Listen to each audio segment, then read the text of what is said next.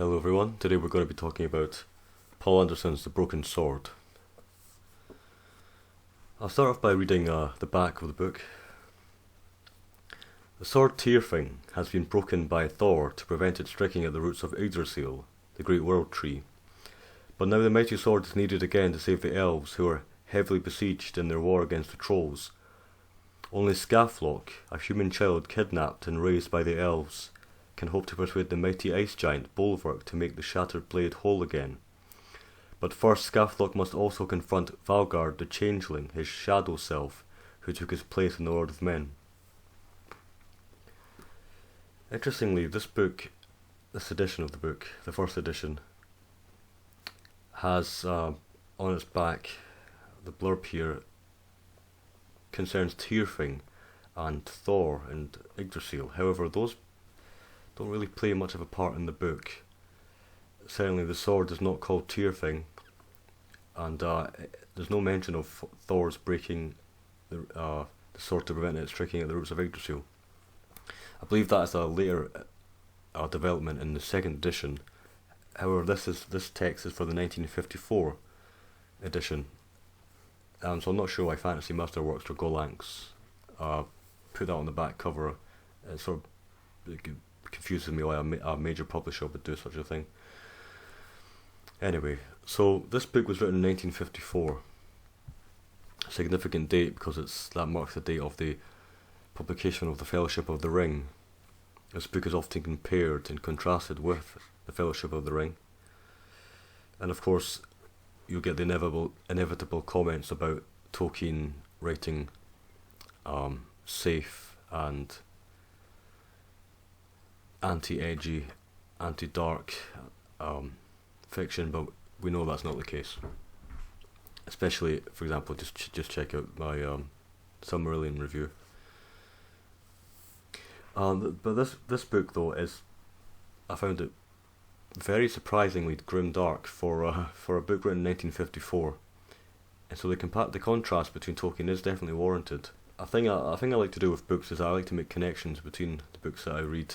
This book for me feels very much like a combination of the War of Ouroboros, in that it deals with a faction war, essentially, or a race war.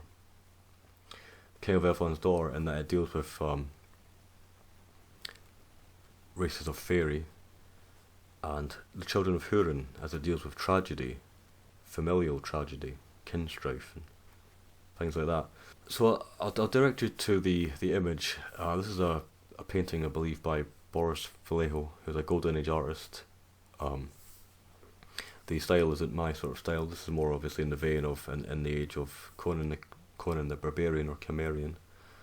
The bottom right hand character there is, I believe that's Skaflock, must be Skaflock. I'm not sure who the troll is on the horse there. It might be Elry Troll King, the main troll character in the book, and the woman there must be Frida. So again, just to highlight that this is very much a heroic fantasy. It's very much in the vein of Ouroboros, Conan the Barbarian, maybe even Elric, books like that, as opposed to the more cerebral fantasy. I do prefer the latter. I do prefer cerebral, sort of small scale fantasy, but I do enjoy these sort of classic heroic fantasies as well. Although I do find a style in the painting to be a little bit much and a little bit cheesy, but I use it to illustrate the point of the sort of heroism in the book. It's very much this book is known for its driving narrative, its driving prose.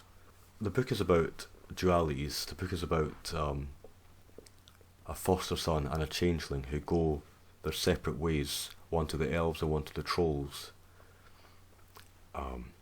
And the broken sword, or the titular broken sword, plays a part in the mediating the conflict, or keeping the balance of that conflict. And the broken sword is part of the god's plan. And that main god who instigates the plan is Odin. However, one thing I noticed about the book is that I knew about this book for quite a long time before I got into it, before I bought it and read it. However, it's not as Germanic as I thought it would be. In fact, It's not set in Scandinavia. It's not set in Scandinavia. The gods play surprisingly lesser or a small part, and there's a lot of pages dedicated to Celtic mythology. Even it's actually set. The book is set in England, and races from Ireland come over, and there's mention of Scotland, and so yes, it's surprising. It's touted as a Germanic mythology, a book based on Germanic mythology, but it doesn't. Aside from a few excursions to Finnmark and actually yes, the landscape in the book is quite vague in terms of where we are in Scandinavia. One other thing that I find really interesting, I'll just start off by saying that the elves and trolls in this book, the main forces that are at war with each other, are very much. There's no influence at all. As I say, this came out in 1954. There's no influence at all from Tolkien. However, the elves feel very much Silmarillion-esque. They're not diminished, they're not sprightly or fairy-like as the Victorians would have had them, with wings and diminished size. They're very much in the sort of high style, they're just kings and lords with long elongated ears, I suppose. Very mystical as well, very cold and ethereal, which has surprised me quite a lot. Of course, Norse mythology does have elves that are similar to that, but just in terms of another writer writing before the Fellowship really came out, to have elves like that is quite impressive and interesting. And the orcs as well. Sorry, the trolls. I said orcs because not only does the troll there look like an orc, they are very much orc-ish. Orcish in the sense of Tolkien, but also orcish in the sense of Warcraft as well, which is quite interesting. These are very harsh and brutal characters, the trolls. And on that point, the book is very pessimistic, very almost nihilistic in a way, very nihilistic. Compared to the Fellowship of the Ring. Despite that, I found the characters to be really quite likeable. Skaflock, this child who is taken away from his homeland, the Saxon or Norse homeland in England, in a Norse settlement. He's taken away from this Norse settlement, and he grows up in Elfhue or Elfheit. I believe hue is another word for height. He's taken into this magical realm of the elves, and he grows up, and his trajectory is that he starts from a carefree child and ends up as a very nihilistic character who's scarred by the tragedy that falls upon him, which begins with the gods, and which begins with his taking away from his homeland by the elf Imric, the elf Earl. The other character is Valgard, the other main character, who is half human, half troll, half troll, half elf even. But I want to go into that would obviously give spoilers. He is very much at odds with himself. He's very existential in the book. At points he even questions what he does quite a lot. He's a berserker. The berserker gang comes upon him quite a lot in the book. He's a very brutal character. It's a very unrelenting narrative, and he feels that he is a shadow of of Skaflock, who he has been swapped with essentially. And they go on their separate ways. They both go on their own trajectories. One with the elves, one with the trolls, and there's a whole war that happens, in which the titular broken sword plays a part. But I will discuss a little bit more about that in the cons actually. In terms of the cons, there is quite a lot of inevitability in terms of the way the story pans out. Obviously that's mostly in the vein of, I believe he's trying to emulate the old Norse sagas, but we know what's going to happen at the end of the book, really. It's signalled throughout the text quite a lot. The book is still enjoyable. It's very driving narrative, but we know what's going to happen at the end. and indeed it's even a prophecy that one character will meet this tragic end. Before I go into the main con of the book for me, I found that a lesser con is that I found that one of the characters or the character motivations don't quite add up to me, don't quite make sense.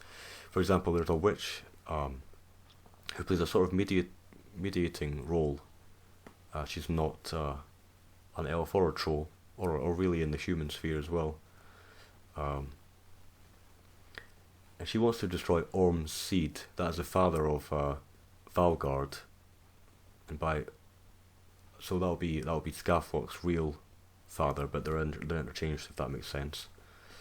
Not a spoiler to say. She wants to destroy Orm's seed, but I just thought, I'll try to skirt around the spoilers, but I just thought it was a little bit odd, because taking one person away or instigating the swap, and by extension taking one person away to Elfhew, this elven realm, elven castle in the north of England, would make this character a lot stronger. So it seems counterproductive to her goal, and I never really quite found that made any sense throughout the book. And the main con for me, though, however, is the god's plan, Odin's plan in the book. I found that the end didn't really quite sync up with what the characters did, with what Valgard and Skaflock did. There's this broken sword, it's a broken sword, so it must be reforged. But I found that, I mean, I'm trying to skirt around the spoilers, but even at the end of the book, it even signals that there might be a sequel. There wasn't a sequel, there was just a second edition, a later developed edition, which most people think is lesser because Paul took out a lot of the archaic language and he sort of sterilised it a little bit. Anyway, I found that the god's plan didn't quite make sense, didn't really add up. And I did try to ask about that and search answers to my questions, but again, it doesn't really matter for this review. I'll just leave it there. It's just, I felt like at the end, even though it was quite a action-packed end, I left thinking, how did what these characters do really contribute, and how does it contribute? Because even the gods hint at the full sort of play out of their plan being beyond the story. They even say that. So I felt like I needed a sequel, essentially. There's a lot of, as I say, there's a lot of different races in this book, not just the elves and the trolls, but the Shi of Ireland, there's the Shen of China, I believe, there's goblins, there's various different races, and the Tuatha Dé Danann from Ireland again, that come to help these different factions or the races of the elves and the trolls. However, I found that the references in the book weren't quite explained. The best example I can give of this is that there's mention of Loki, and later on, not a couple of pages, maybe a couple of pages later, where Utgard Loki is mentioned. Now, if you don't really know about Loki, you might just think that is a reference to Utgard Loki is another reference to Loki. But of course, we know that Utgard Loki is a giant, a Jotun, an ice giant. So that I can imagine that being quite confusing for some people. And that's not just it's not the only example. I found that as I read the book, different gods and different sort of heroes and references show up where it's not immediately clear just from the context why that really matters or why it's significant. I felt like he was writing it for people who know the lore, and I wish I could remember some more of the references, because I felt that wouldn't make sense to somebody who isn't familiar with the lore. I believe it. So I'd like to read some passages now. This one isn't significant to the story, and it's very early on, but it's one of my favourite actually. It concerns a faun that Skaflock has met. fawn smiled sorrowfully in the twilight. The evening star blinked forth above his head. "There are none save me here, hereabouts," he said. "I am an exile. I came from the lands of the south, after great Pan was dead, and the new god whose name I cannot speak was come to Hellas. There was no more place for the old gods, and the old beings who haunted the land. The priests cut down the sacred grove and built a church. Oh, I remember the dryad's screams, quivering voicelessly on the still hot air, and seeming to hang there forever. They ring yet in my ears, they always will." The faun shook his horned head. "I fled north," he said, "but I wonder if those of my ancient comrades who stayed and fought and were slain with exorcisms were not wiser.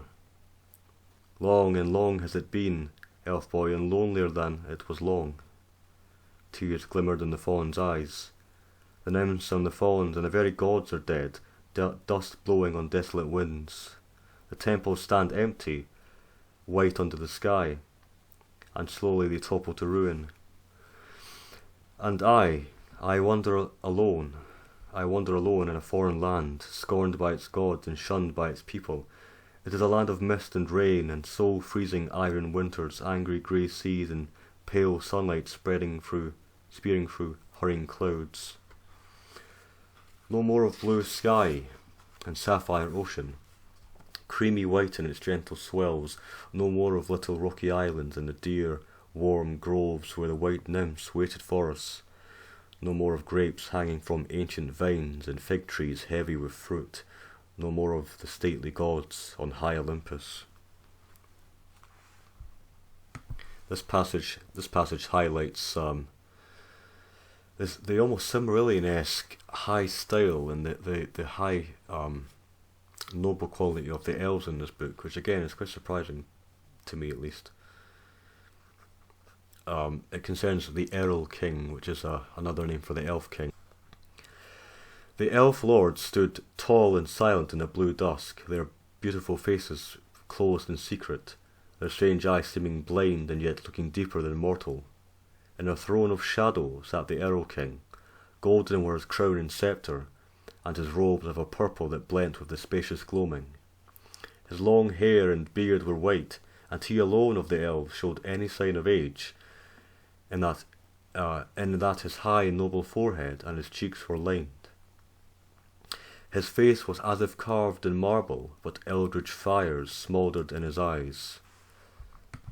This excerpt is quite a good example of the sort of visceral nature of the book, the sort of heroic and heightened nature of the narrative. It concerns one of the very first sights of the trolls. Under mighty and sullen cliffs the ship sailed, through the thickening snowy twilight to ground on a rocky beach. Looking ahead, Haggard saw the waiting trolls. They were not quite as tall as men, but nigh twice or thrice as broad, with long arms like tree boughs and clawed splay feet. Their skin was green and cold and slippery, moving on their stone-hard flesh.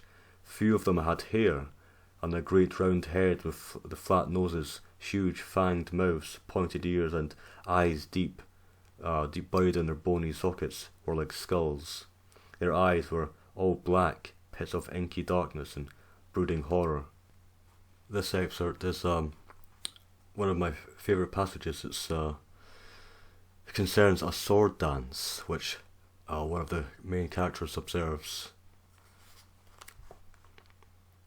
And there's a quite prominent section of skaldic verse. Scathlot quoth, "Swiftly goes the sword play, swinging bloodied weapons, shields and helms to shatter, shout the men their war cry. While the angry, whirring blades are sparking, howl the wolves their hunger, hawks stoop low for feasting. Round and about, swifter than mortal eye could follow, whirled the measures of the dance, and leaping and shrieking between the twisting bodies were the swords." Again, there's a lot of good action in the book. So hopefully you enjoyed the review. It's a decent book, in some parts great, but I just found that some of the overarching plot element just didn't really add up to me. It didn't seem quite logical. There are a few character motivation issues as well. Maybe I'm just missing something. Maybe my head's still reeling from the Mabinogion. But I hope you enjoyed the review, and that was Poul Anderson's The Broken Sword. Thanks for watching.